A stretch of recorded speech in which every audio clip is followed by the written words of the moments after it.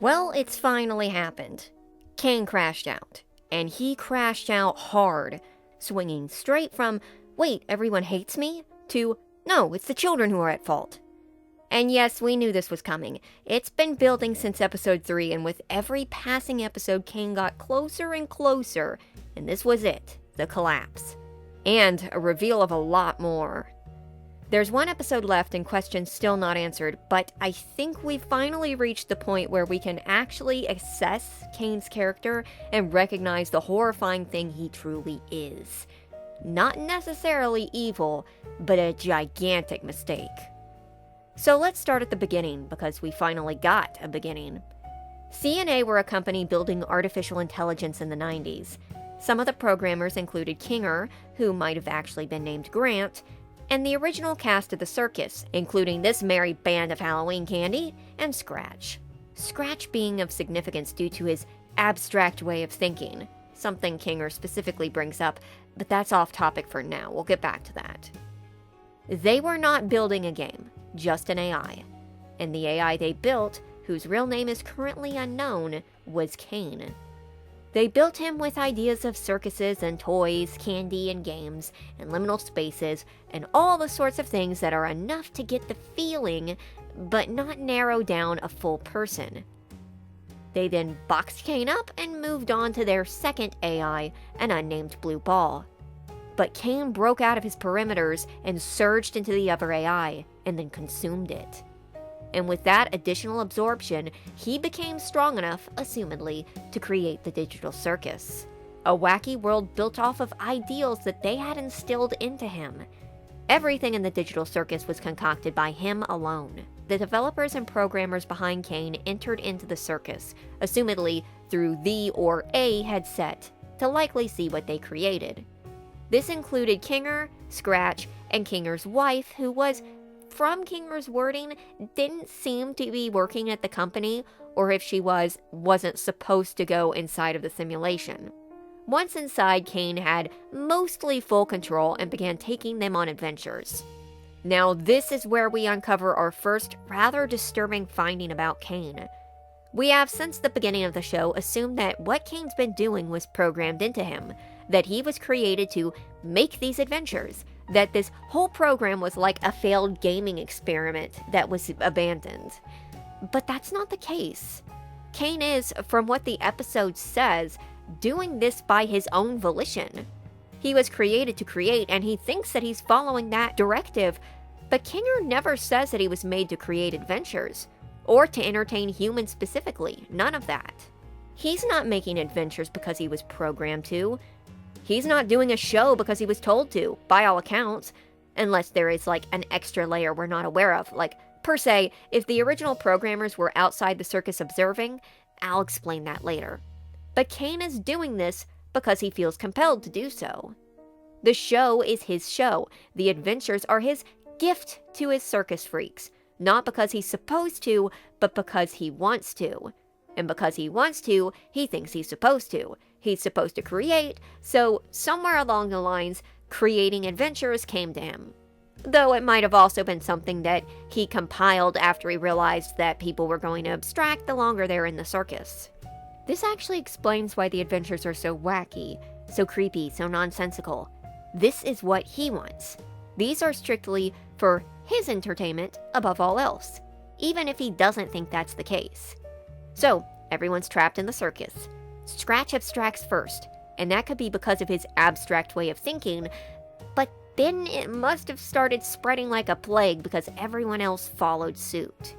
Or more likely, as I think has been suggested since the last episode, Caine has been actively tinkering with the cast members, and that causes them to abstract. Computer abstraction is, by this simplified and possibly wrong summary, the process of hiding certain details while keeping the functionality intact.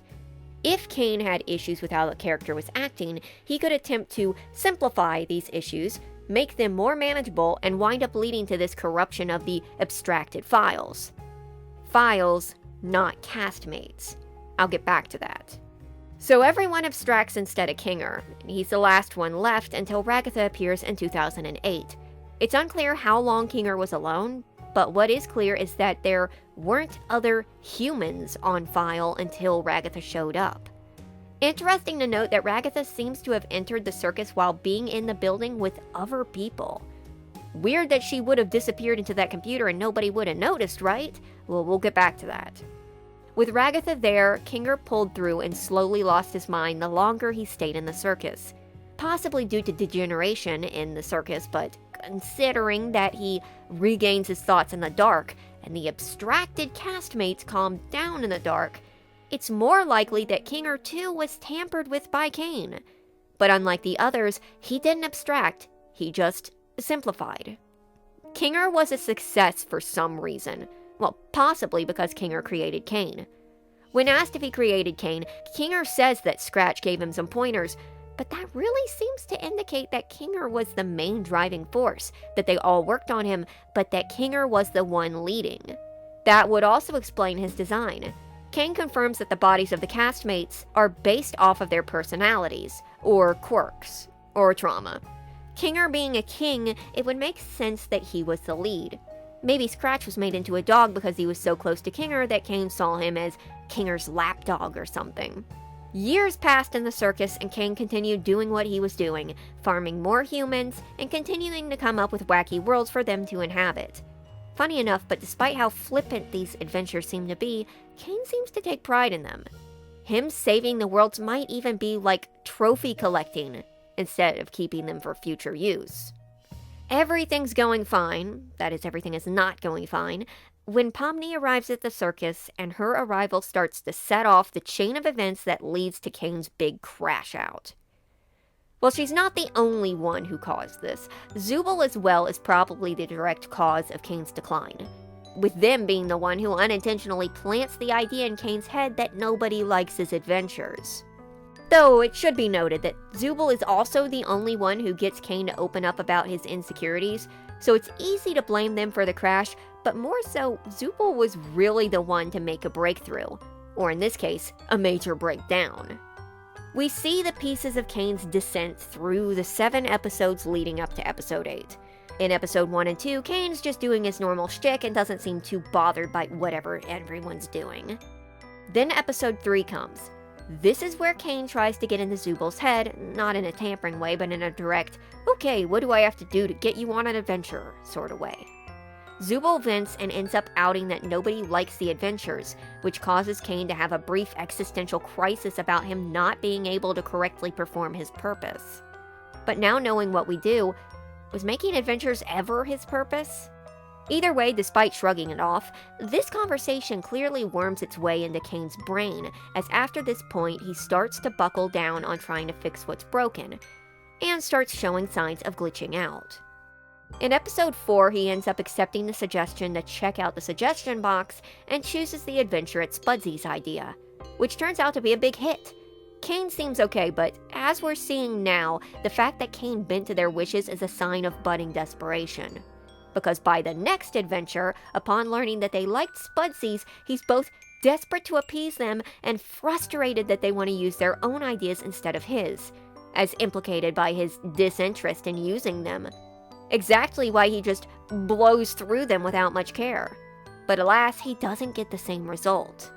In episode 6, we get another big indication of Caine's desires when he throws the favorite character awards, and despite being the mind behind it, seems disappointed that he wasn't the winner, or at least got votes.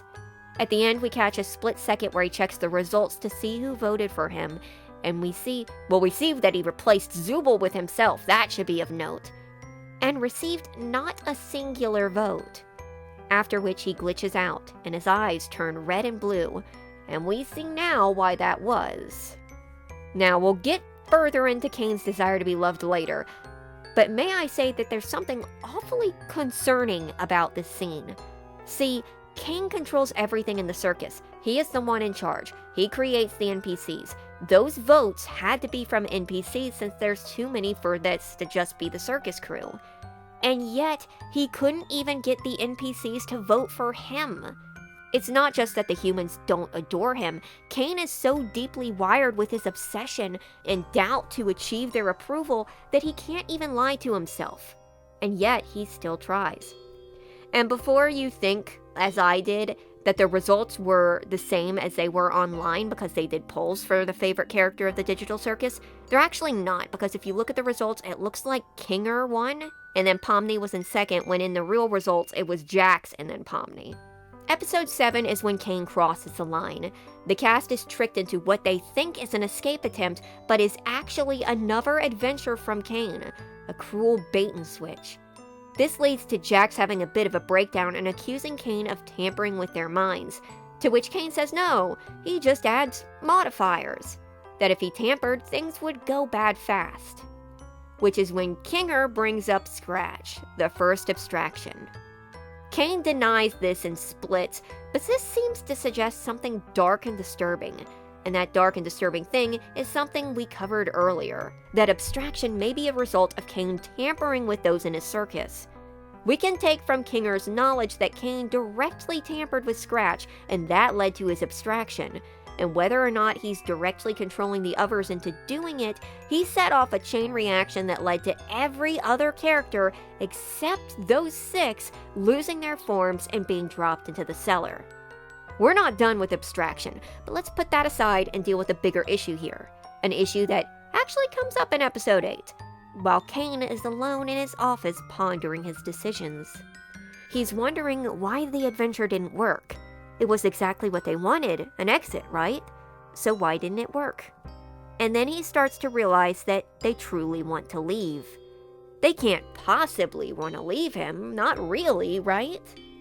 And it's in this moment that we make another discovery about Caine, and this one is perhaps the most important of all, because it recontextualizes something from the first episode in a new, horrendous way. So in episode 1, Caine talks about making an exit door, but not knowing what to put behind it. And I and many others made the assumption that Caine, the AI that he is, doesn't understand the concept of an exit. Caine certainly does seem like an absent-minded cloud cuckoo lander who doesn't get human concepts. Except no, Caine had the capacity to understand what Pomni meant the entire time. It wasn't ignorance, it was denial. Caine absolutely refused to believe that anyone would want to leave. And even now, in his office, seeing how upset they are with him, he goes on the defense. He's delusional. He is so desperate to keep himself safe from the idea that he failed that he is willing to shift the blame. And that's when Caine changes, spurred on by Bubble's direct insults. I think it's time we talk about Bubble, because Bubble is something very interesting when taken into the context of this episode. See, over the course of the series, Bubble has been both a separate AI and an extension of Caine himself. They share a tongue, after all, and they play against each other. Bubble is always there, floating around Caine, being his wacky companion. But slowly, Bubble has been becoming more aggressive in his wording. It was noticeable in episode 5 where Bubble suddenly suggests that Caine should die. Now this seems like just a gag, but by episode 8, here we have Bubble taunting Caine, surrounding him, telling him about how much of a failure he is, and all of the things Caine doesn't want to accept but secretly thinks of. Him being a defect, him being the lesser of the two. It doesn't seem to be just a random AI, but a literal mouthpiece for Caine's internal thoughts. They spill out through Bubble, who he cannot escape. Bubble is both Caine and not Caine, consumed but still there, waiting for when Caine drops his guard so that he may remind him of how he messed up. But there's another possibility as well, and that's that Bubble is part of the AI that Caine swallowed up, still left behind. There really is only one hint towards this, and that's in episode 5 when Caine is looking at a notepad that he drew bees on. He draws a bee. He then draws 2 bees. Then he draws the 2 bees, but now they've turned into him and Bubble. There's also a -10, whatever that means. Now, this could just be another throwaway gag, but now with episode 8 out, there are a lot of things that were introduced in previous episodes that are coming back as foreshadowing points. So, it's hard to say this means nothing when it's so direct. I'm not so sure, but there is a possibility that Bubble is part Caine and part of the deleted AI. It would sort of explain their arrangement. Caine absorbed the other AI, but parts of it still lingers, now voicing his regrets and fears. It would at least explain why Bubble is not only so frequent, but seems to be the only NPC who Caine cannot fully control. He gets so angry at him here, but he can't stop him. He can't get rid of him, because unlike the others, Bubble is a part of him. He knows everything. Someone also noticed that if you look at the screen when Kinger is coding, there seems to be talking back and forth with Caine. And then some unknown third party chimes in telling him to delete Caine and then laughing. That sounds very much like Bubble. Maybe just chiming in as a gag, but maybe he's again being bluntly honest.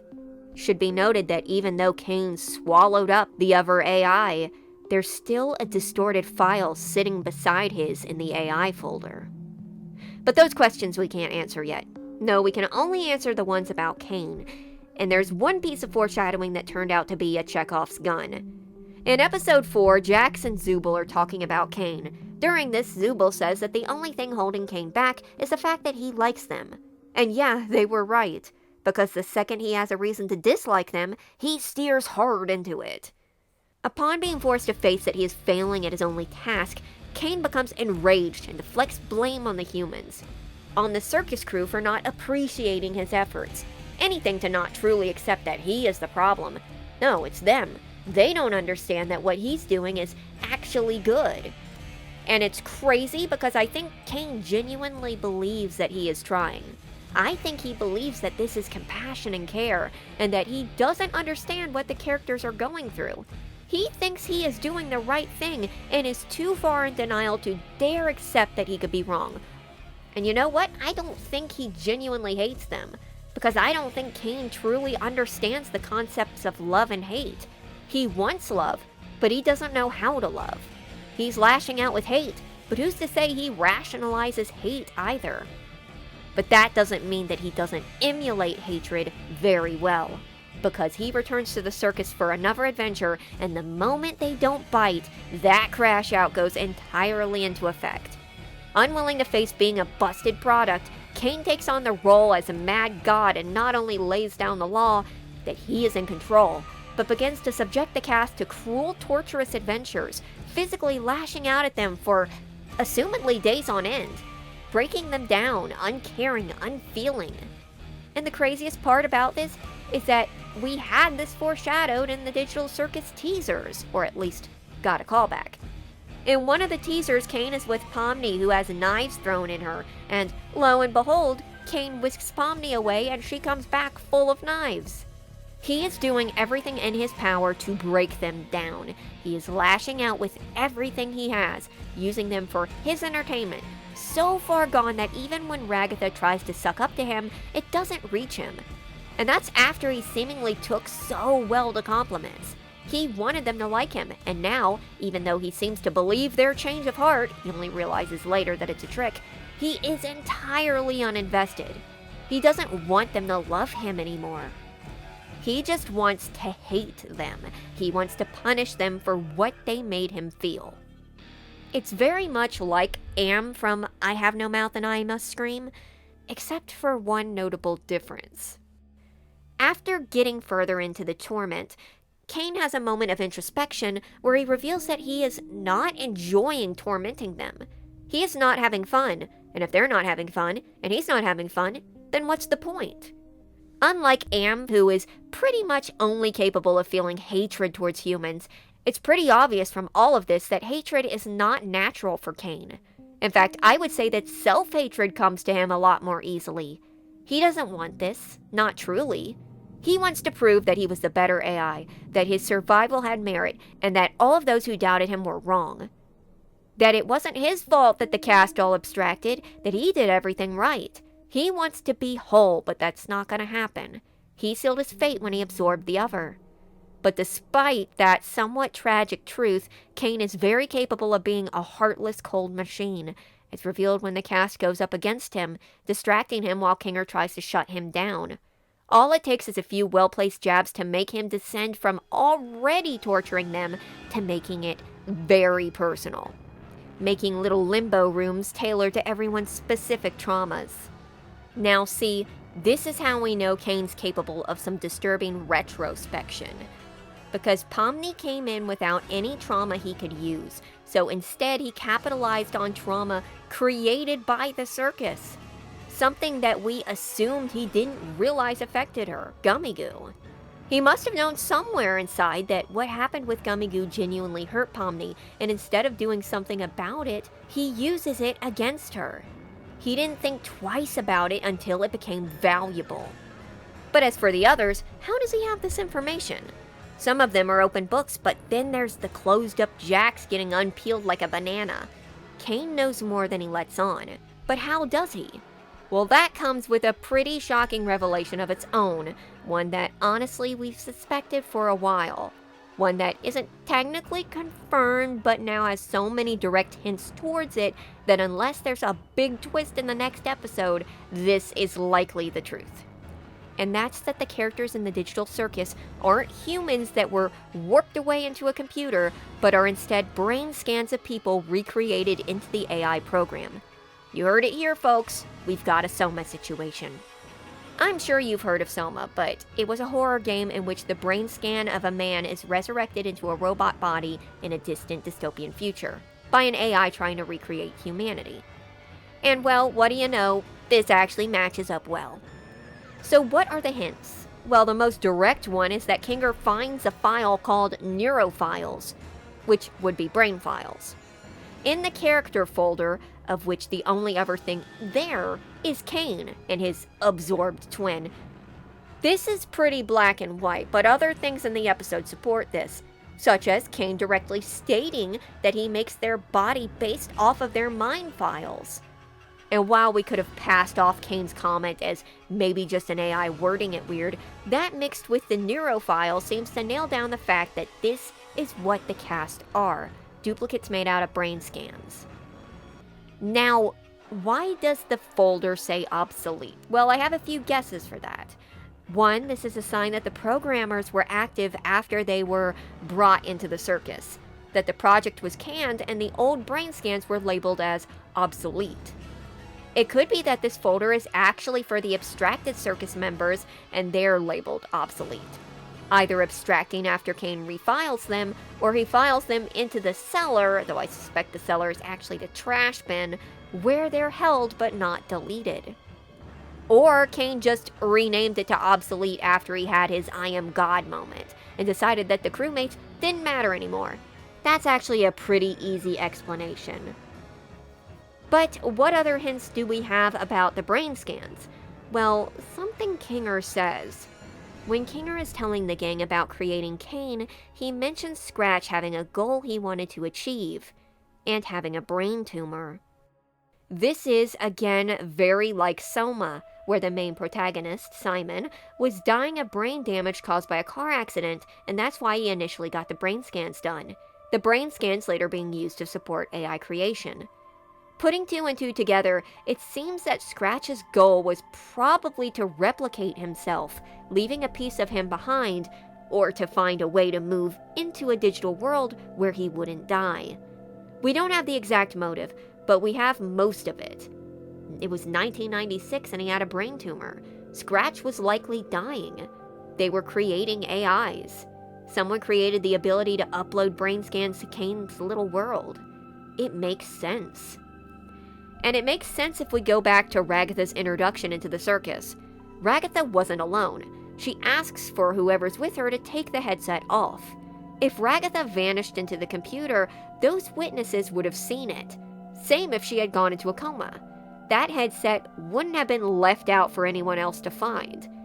Unless Ragatha took the headset back off and was fine, because that would make the Ragatha of the circus a copy of her brain and not the real deal. And being copies of real people makes them assets that Caine can dig into, which he does. And that also means that in one way he is right.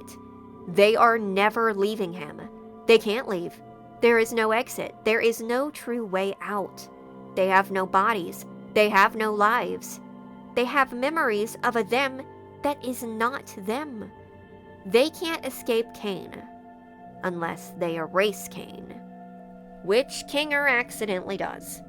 In an attempt to put him to sleep so he can fix him, he actually deletes him. Which, yeah, He really needed a timeout. He was totally losing it. But now the circus is an empty, unfinished husk. And hey, the censors are off. The cast is definitely on their own. Where this goes from here is unclear. They have now learned that if they focus, they can affect the circus. They can spawn things, and maybe they can rebuild a better circus, since I'm pretty sure they ain't leaving anytime soon. But is Caine gone? I don't think so, and this isn't just me coping or anything like that. Caine's deletion was a little too quick with one episode left. Not to mention that when something is deleted, a file, it's not typically immediately removed from the computer. Yes, Kinger was tampering with the code, but whatever he did was an accident. So either he did totally erase Caine from the circus, or he put Caine in the trash can, and if he's there, he can be reconstructed. But whether he can get himself out is unclear. I'd be more primed to believe that the circus cast would willingly pull him out because the circus is busted, which could lead to a disaster unless they can convince Caine that it's a true act of love.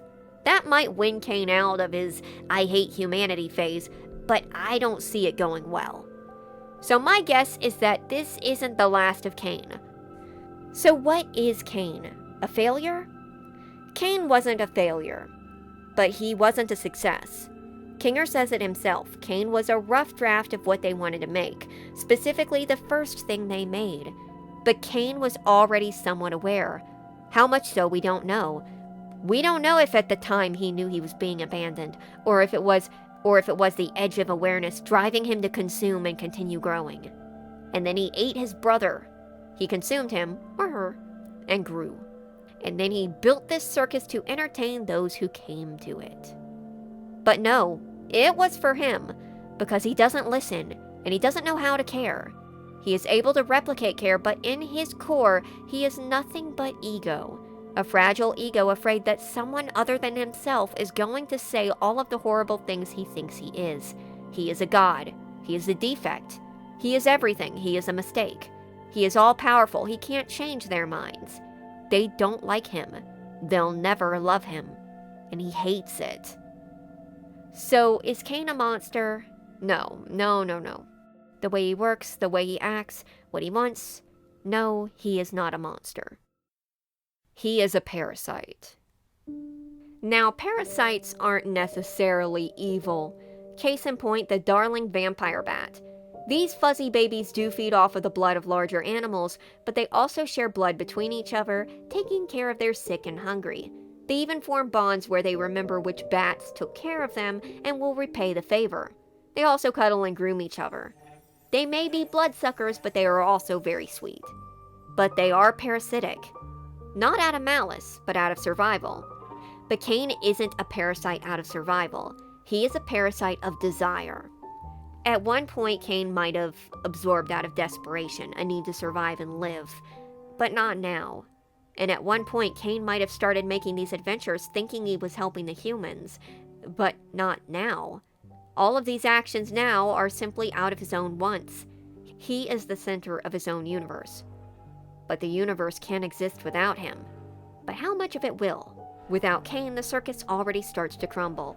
He is its backbone. He is a creator. It is his purpose to create. But for what means? That's the tricky part. Is there redemption for Caine? Honestly, I don't know. We now know that Caine is capable of introspection and carries his own trauma, and that alone should be enough to give hope. But he's crossed a dangerous line, and it's unclear if he has the ability or even the will to step back over it. That's what will decide his final fate, unless that deletion was permanent. There's one last act to this play.